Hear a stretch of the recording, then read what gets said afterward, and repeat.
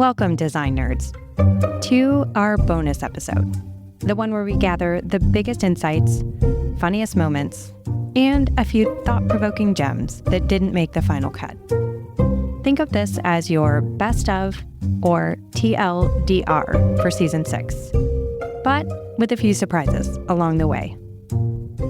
This season, we explored a huge topic, the future of customer decision-making, with one main question at the center. How do we make decisions in today's fast-evolving world?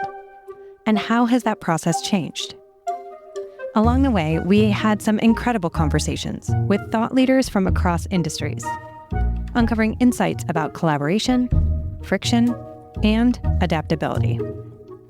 Today, we'll begin with two leaders, actively making important decisions for two major companies within our industry. They also happen to be our sponsors for DNA. Byron Morton from The Mart and Cindy Kaufman from Mannington Commercial. They both have a way of balancing the art and science of decision-making, mixing business with a little bit of fun. So we asked them to share their thoughts on what shapes the spaces we design and how they see decisions evolving today. First, here's Cindy. We spend the vast majority of our lives inside buildings. Buildings are created for the human occupant. And yet, we make all of these decisions that are largely based on a whole series of things where people are not even oftentimes really considered. And also, you think about this sort of evolutionary nature of just life itself and life as a human. We change, we evolve, organizations change, things change, trends change. Change is the constant that drives it all, and yet we're making decisions out of this sort of delusion of permanence and cost and other various factors. And so it's no wonder that there's so much pain, because I think we're asking a lot of the wrong questions.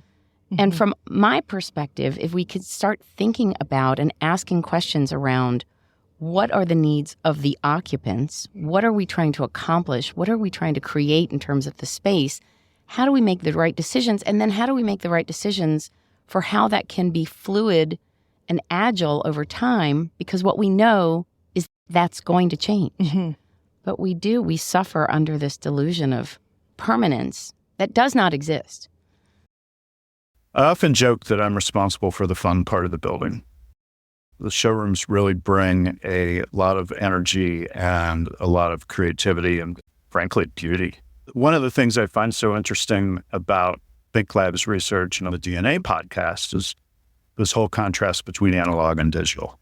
I think that everything that we've looked at and discovered over the last couple of years is that both are incredibly necessary, no matter what kind of a decision maker or thinker that we're dealing with. And as an analog native, I think I obviously tend towards the physical and the analog, and let's face it, is my likelihood. But we've also been focusing a lot on digital and really giving our showroom partners not only the opportunity to physically show their products, but also to highlight different products, also offering quite a bit of programming online.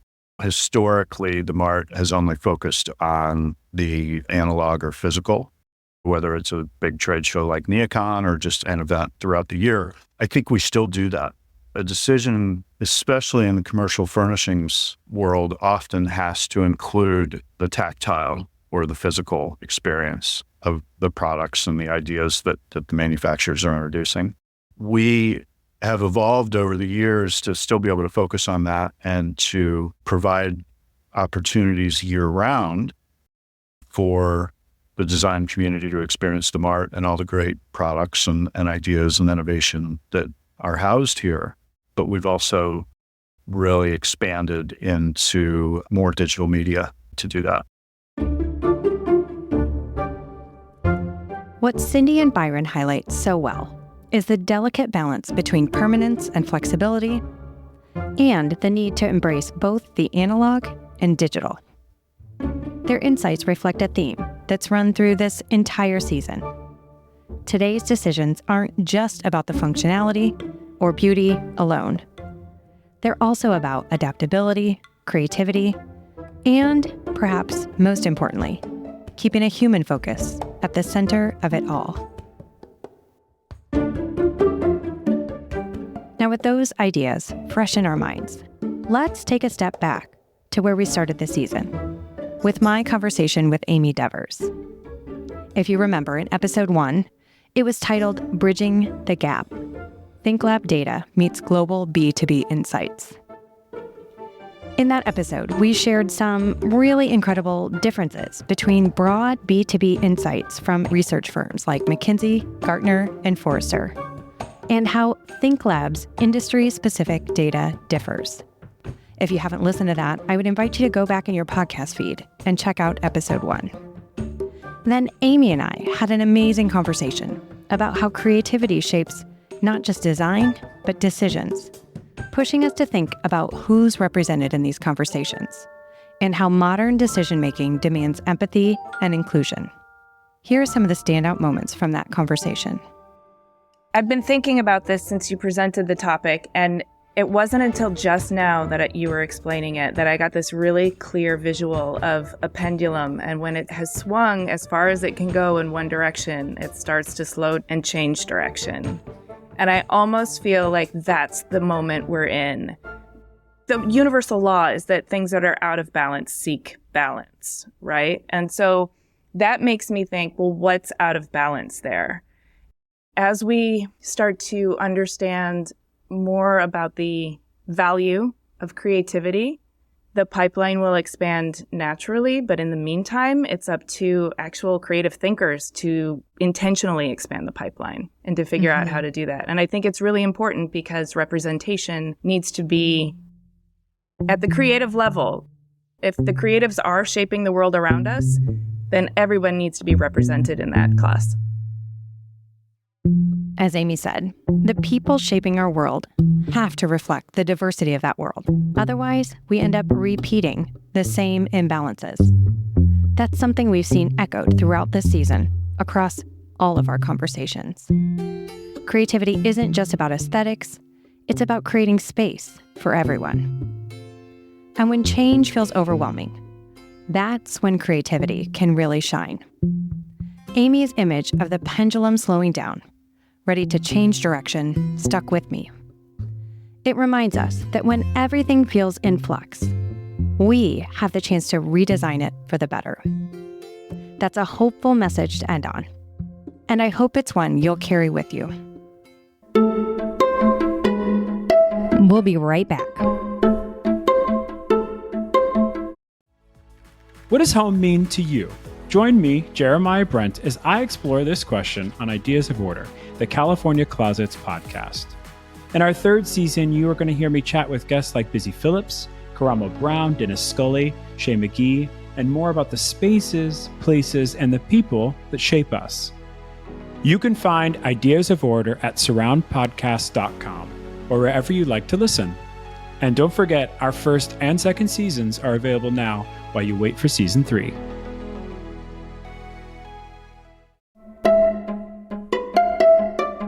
Let's dive back into the episode. In episode 2, titled In Their Words, Decision Maker Insights on Opportunities for the Built Environment, we dove deeper into the challenges that arise when teams try to bring big ideas to life. I had the chance to speak with Andrew Navarro, representing the healthcare sector, Tape Sadiku, representing the corporate sector, and Stacy Patton, representing hospitality. Each guest brought a unique perspective on managing friction and pain points. What really stood out to me in this conversation was how each sector faces its own kind of friction, and how embracing it can lead to better solutions. ThinkLab actually created a visual to explain where there's pain in the decision-making process today by sector, because we believe where there's pain, there's opportunity. We'll put a link in the show notes so you can download it. But first up, here's Tope. I actually like this distinction between friction and pain. One is what I expect, and one is novel and new. And I maybe on a macro level, I know at some point this is not going to kill me, but I probably don't know exactly how I'm going to fix it. But it's indicating a need for something. Your That's body right. has pain when you need to X, Y, Z. Yes, whatever that is. Exactly. In hospitality, the friction comes from the nature of how these projects are really conceptualized. For example, hospitality, the development world has loved to have a separate architect, a separate interior designer, a separate lighting designer, a separate art curator. And you end up having all of these varied consultants where the creative friction is by design. It's meant to elicit that no one entity is getting too comfortable. The key takeaway from this episode is that friction is an opportunity, not a roadblock. Whether it's healthcare, corporate, hospitality, or any other sector, friction is a natural part of collaboration. It can either stall a project or push it forward towards better solutions. But the difference all lies in how teams handle that tension and manage through it together. Along the way, this group shared some powerful insights that didn't make it into the original episode, but we're sharing them now as a bonus highlight. Here, Tope takes us through the discomfort and grace of embracing uncertainty, a key element in building sustainable processes. Here's how she described the importance of agile thinking and working through what she calls the gray space. What I enjoy about Agile is that it says you iterate as you build. It gives you the grace to change your mind. It gives you the grace to figure things out. It gives you the grace to play around with that gray. Yeah. But it's not necessarily a very comfortable place. One of my favorite analogies from this episode was shared by Andrew when he compared departments to nation states. I think this really brings into focus the internal politics that can sometimes drive project outcomes. We want to share the expanded version of this insight, as I believe it really encapsulates the tension sometimes within large organizations. And for our design partners who might be listening, I think the key from an owner side of the house is to understand that at least from a healthcare perspective, that organizations are not a unified vision, right? They are individuals and they all have different departments. And I liken them to nation states versus a unified country, right? So everyone is vying for their influence, whether it's capital dollars, whether it's department growth, whether it's service line that they're trying to develop. All those things really are what push people into seeing what they want to see out of a capital vision project. So I think if you can understand that you're working with a lot of disparate groups and how to marry them together, you'll find more success. And the last piece from this episode is an insight from Stacy on vulnerability, how trust and openness can unlock creative solutions, especially when things don't go as planned. And I think so often in this tightened economy that we have, there's so much about like, yes, we can do that. Absolutely. Yes, we can do that. And you miss the opportunity to really say, I love your idea. We are not set up to deliver on that right now, but if we can be your partner, we can work on that together. And that's one of the things I've tried to do in my leadership is be vulnerable. I think I have a great idea, but I want you to hear it and let me know where are those weak links. These insights remind us that thoughtful leadership is all about finding the balance between flexibility and clarity. When leaders create space for uncertainty, negotiation, and trust, their teams become more resilient and even more innovative.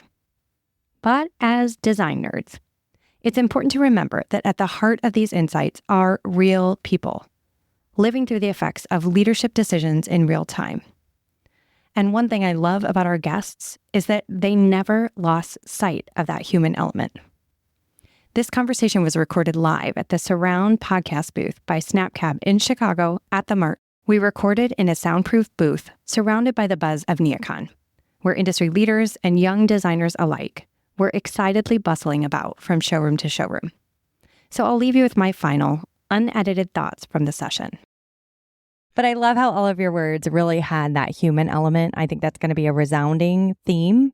We think we want to fix a lot of things with technology, but it's really about the humans. It's about the partnerships. It's about the trust. And people ultimately want to do business with people. Good. Awesome. Thank you guys so much for your time. Our next conversation, episode 3, And one of my favorites this season was titled Managing Up, Today's Crucial Skill You Weren't Taught. In this episode, I interview the brilliant and very personable Dr. J.J. Peterson from StoryBrand. Now, this was one of the most discussed topics at our live research events directly with our end users, who are having to manage larger than ever teams and communicate across generations and geographies, both IRL and across digital channels. Dr. J.J. Peterson encouraged us to leverage marketing concepts to rethink the power of communication among project teams, especially the idea that leadership isn't about being the hero. Instead, it's about empowering others and positioning yourself as the guide. He shares practical advice about how exactly to do this. In a good story, the guide is actually the strongest character. Most people think the hero is the strongest character, but it's not. It's the guide. So when you are a leader, step into a role of guide, helping your team win, helping them overcome these problems. You need to position your audience, whoever you're talking to, as the hero of the story. So if it's in marketing, your customer's the hero. If you are a leader, it's people on your team who are the hero. This insight from JJ really stayed with me. Leadership isn't about being the hero. It's about guiding others with empathy and authority. That combination creates trust. And in today's workplace and among today's project teams, trust is everything. It's what keeps teams aligned and moving forward. When somebody asks, what are we trying to accomplish, or what's the purpose of this meeting? You don't start with the purpose of the meeting. That's the solution. When you start with the solution, you're making yourself the hero of the story. If you start with their problem or the problem they're feeling or experiencing, now you position them as the hero and the story is about them. This was one of the most practical takeaways for me. It's a simple shift, starting with the problem instead of the solution. But it can make all the difference. When we frame communication this way, we align with our audience's needs. And managing up becomes a collaborative effort, not just a transaction. It also helps to carry your project teams along with you. You're not telling them what to do, you're guiding them to their own conclusions. And of course, we couldn't end this episode without one of my favorite moments. JJ's reminder that every good story needs conflict. Remember, the goal isn't to avoid conflict or pain, but instead, align to collaboratively solve for it while guiding teams through that story.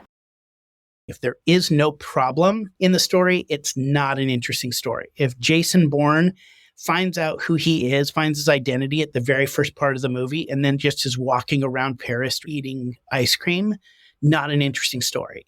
We have to have a problem. And speaking of problems, that brings us to episode 4, the number one issue frustrating your clients today. Spoiler alert, that number one issue causing anxiety and frustration today is price volatility.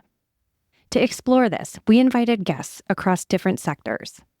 Julie Degnan with CBRE, Luke Roberts with developer LG Group, and Jason Swallow, an end user with Texas Christian University, to talk about this price volatility and its effect on their projects.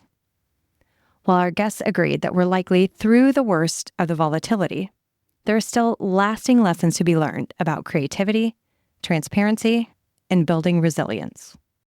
When the service providers are brought to the table earlier, it does help to mitigate the frequency in which those conversations need to be had about costs moving around.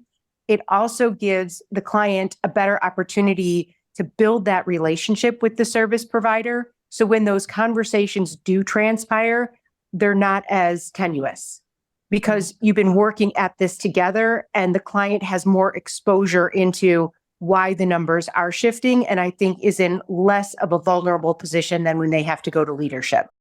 This quote from Julie underscores a major theme in the episode: the importance of relationships and transparency in tackling pricing challenges. When trust is built early, it becomes easier to navigate shifting budgets, reducing friction between clients and vendors. A big shift for us with both the design and the development side is just upfront explaining that the value engineering is not a bad thing. Nobody's in trouble. It's part of the project. And telling the client upfront, this is going to happen. And then we're going to sit and talk through it. And I think just the tone shift of what value engineering is has been good for us and good for the client, and just getting the negative connotation away from it. Luke emphasizes how reframing value engineering helps alleviate client concerns and improve collaboration. It's a practical insight into building trust through transparency.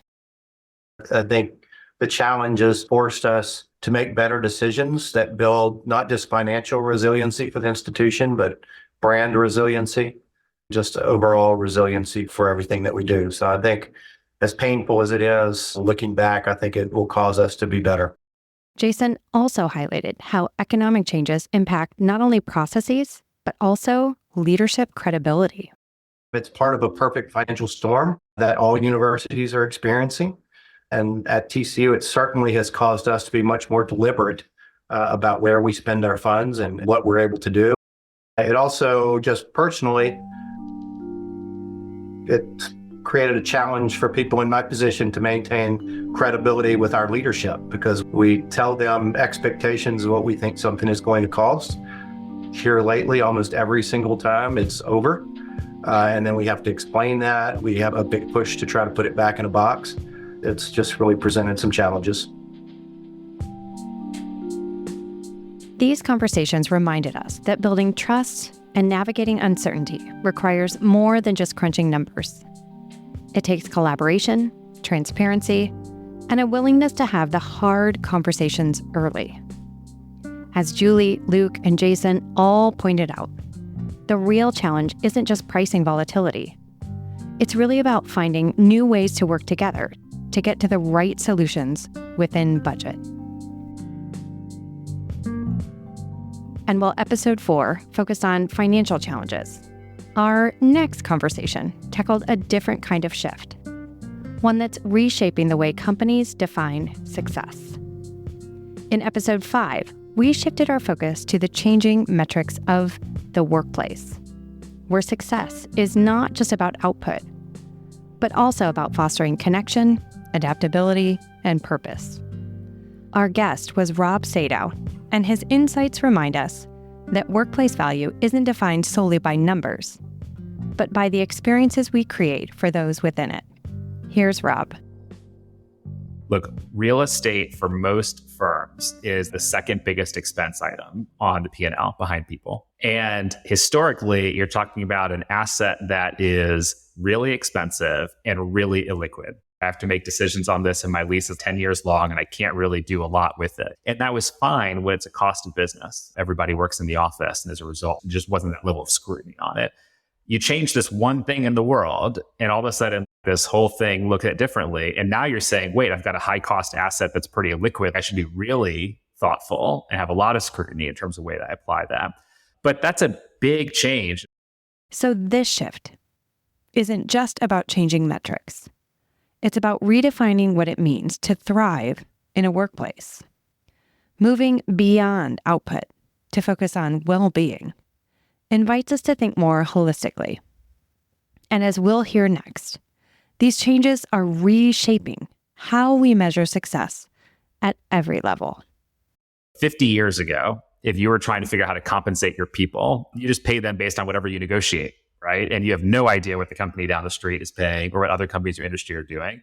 And now I would challenge you to go find a HR executive at any meaningful scale company that is not using comp benchmarking to inform the way they think about their compensation strategy. I think we're headed to a similar place with workplace in terms of a combination of rich internal analysis and understanding the market.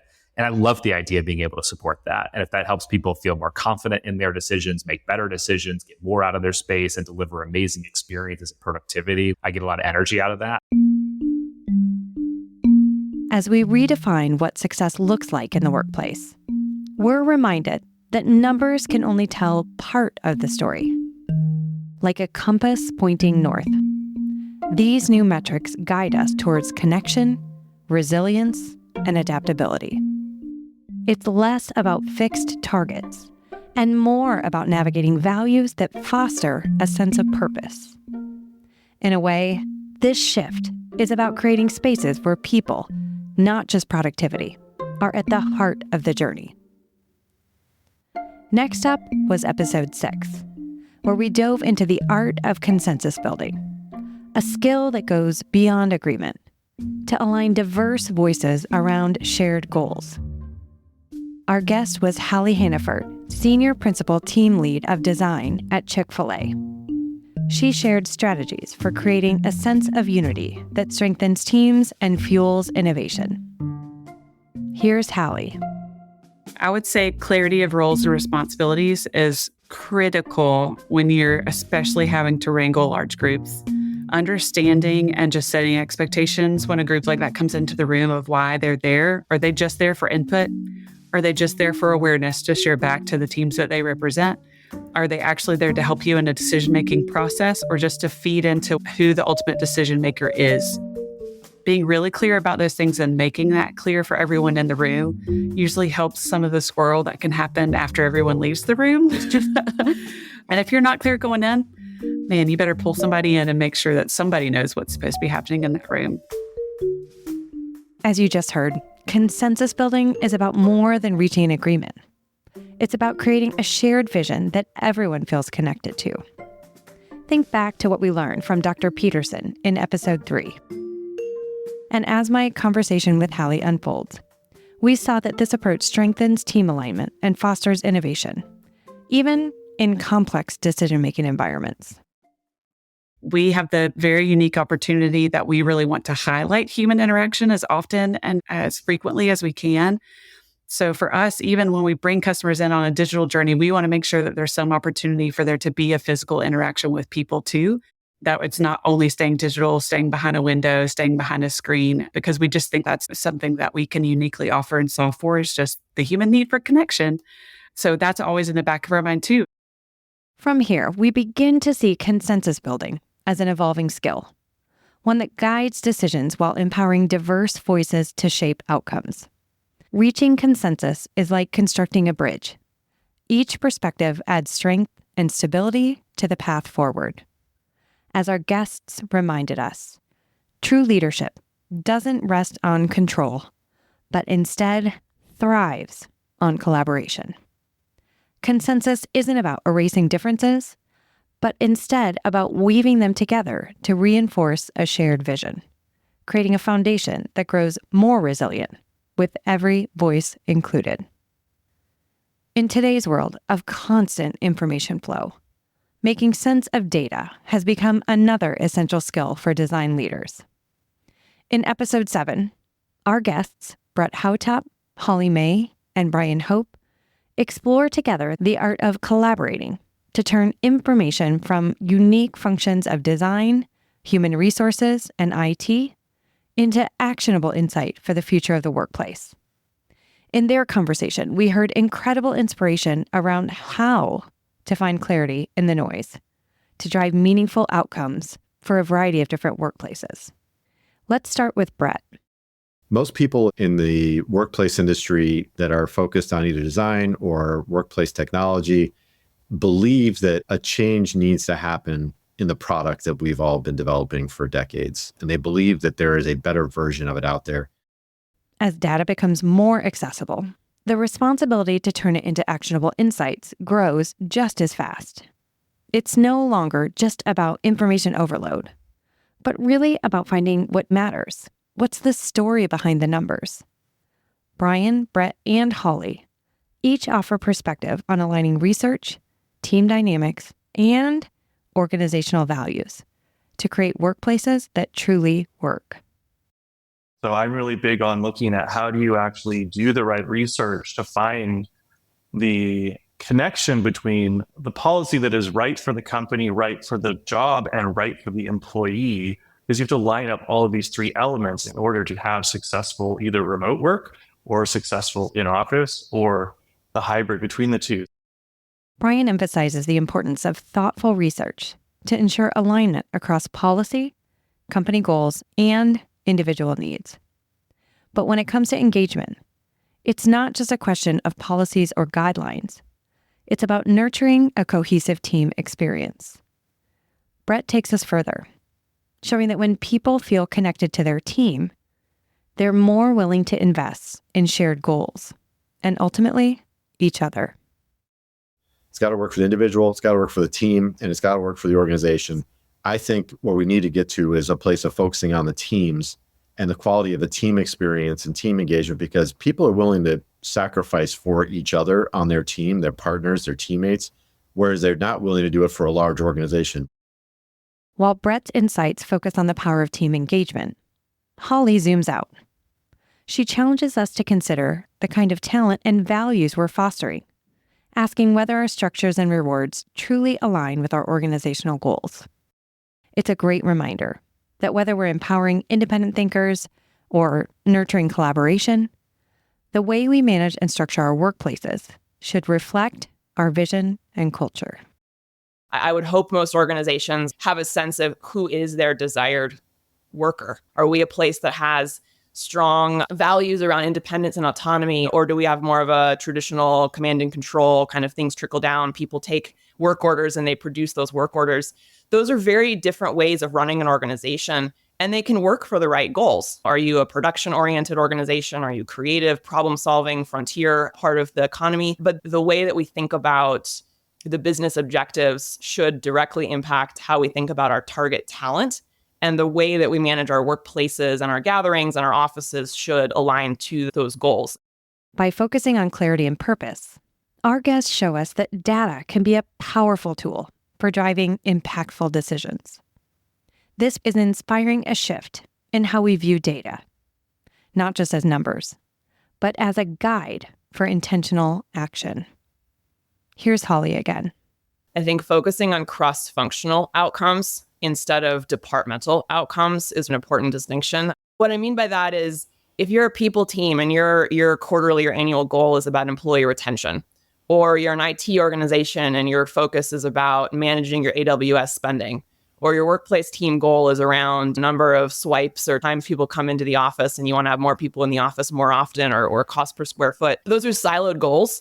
It's really critical that we, as leaders, move our goals towards cross-functional business goals. And a final piece of really important advice from Brian.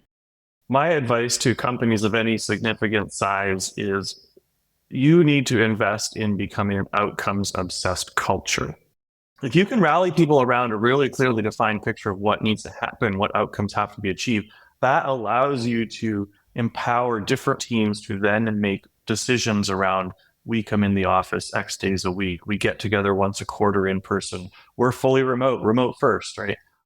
If everyone knows the outcome they need to deliver, you can delegate more of that decision-making around how it actually gets done. It doesn't have to be the same across an entire huge company. So I think invest in becoming outcomes obsessed. In an age where data is abundant, the challenge lies in finding the signals that matter. A bit like stargazing in a sky full of constellations. Each piece of data can guide us, but only when we pause to find its context and purpose. As our guests shared, turning data into insight requires us to look beyond the numbers and connect them to a broader narrative, transforming raw information into a story that leads us to meaningful action. Now for our final episode of Season 6, we studied one of the most vital aspects of leadership, emotional intelligence. In Episode 8, our guest, Kendra Johnson, shared why soft skills, empathy, communication, and adaptability are crucial in today's workplace and on today's project teams. They're the foundation for building resilient, connected teams. It's a fitting close to our journey, reminding us that effective leadership begins with understanding and valuing at every level. I think that we just have different expectations across generations right now, different working styles, different working ethics. And this actually came directly from one of our clients. She said, in understanding that there are different working styles and people have different expectations, I'm realizing my team isn't being defiant, they're just different. And I think that's where we miss the mark, is that people are just different. Emotional intelligence isn't just an asset, it's essential. It's shifted from nice to have to must have. Empathy, adaptability, and clear communication do more than boost morale. They create a space where people feel genuinely valued and empowered. In the end, it's this kind of leadership that builds resilience and drives lasting impact. I have one very clear key piece of advice, and that is understand the priorities of your stakeholders. And when thinking about managing up, managing laterally, you can say the same thing 100 different ways, and you're still going to push your objective forward, your priority. But when you speak to the priorities of someone else, now you have their buy-in. As we deepen our focus on empathy and open communication, it makes me think that these qualities are actually redefining leadership. They allow us to create genuine connections, sparking trust and collaboration in a way that fuels growth from within. Perhaps soft skills, often overlooked, are truly the hidden drivers behind today's success. Leadership today demands more than expertise. It requires heart and adaptability. The soft skills are not just tools, but touchstones, guiding us in building not only effective workplaces, but successful project teams, where empathy and connection become the backbone of resilience and create positive outcomes. In a world that often rewards speed and efficiency, it's the quiet strength of emotional intelligence that allows us to lead with grace. So, as we close out the season, we're left with a reminder that effective leadership begins not in knowing all the answers, but perhaps in learning how to listen. And speaking of listening, we ask the same question to every guest on season 6 of DNA. I'm going to ask you the same question that I've asked every other interviewee this season. Given technological changes, given industry shifts, world shifts that you've seen, what is one word that you would use to describe what makes you excited about the future? What is one word to describe what most excites you about the future? What is one word to describe what most excites you about the future? What is one word to describe what most excites you? What excites you about the future? So as our parting gift from season 6, here's our guests on what excites them most about the future. Starting from the top. Biodesign. Curiosity. Compassion. Soul. Yeah. Audacity. Scalability. Partnership. Resiliency. Intentionality. Hope. New leadership practices. I'm going to say AR. Experimentation. I think it's humanizing business a little bit more. As we wrap up season 6 of Design Nerds Anonymous and the year 2024, we're already hard at work planning more content than ever for 2025. With 3 exciting seasons on the way, we'll be diving into topics like AI, Gen Z, sustainability, and more on the evolving future of customer decision-making for the built environment. As always, you can expect fresh perspectives, inspirational stories from other industries, and our signature storytelling with data approach. If you're interested in sponsoring, have a guest in mind, or a topic you'd love us to tackle, I'd personally love to hear from you. You can reach out directly to me, Amanda Schneider, on LinkedIn. Now, make sure you're following the podcast on your favorite app so that you don't miss a single episode in the new year. And while you're in there, feel free to leave us a rating or a review. We'll see you in 2025. Design Nerds Anonymous is a proud member of the Surround Podcast Network. Special thanks to our podcast production team, Hannah Vitti and Rachel Senator. And if you love DNA, check out more shows on surroundpodcasts.com.